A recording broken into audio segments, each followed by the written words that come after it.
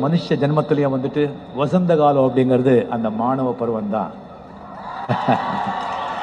அந்த பருவத்தில் வந்து சுக சந்தோஷம் வந்து வாழ்க்கையில் என்ன நீங்க வந்தா கூட அந்த சந்தோஷம் கிடைக்காதுங்க.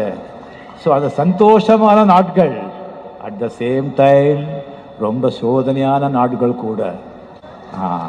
உங்க வாழ்க்கையை வந்து வாழ்க்கையோட அஸ்திவாரம் இதில் தான் இருக்கு. இந்த 4 வருஷம் நீங்க கஷ்டப்பட்டு படிச்சாதான் உங்க 40 வருஷம் வாழ்க்கை நல்லா இருக்கும்.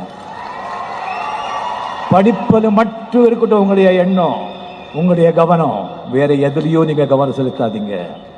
நீங்க காலேஜ் வந்து ஸ்டெப்ஸ் படிகள் ஏறும்போது நீங்க வந்து உங்களுடைய வாழ்க்கை, உங்களுடைய ஃபியூச்சர், உங்களுடைய எதிர்காலம், உங்களுடைய சந்தோஷம் மட்டும் இல்லை, உங்க அப்பா அம்மாவோட உழைப்பு, அவங்களுடைய சந்தோஷம், அவங்களுடைய எதிர்காலம் கூட சுமந்துக்கிட்டு அந்த படியை ஏறிட்டு இருக்கீங்க. அந்த மறந்துடாதீங்க.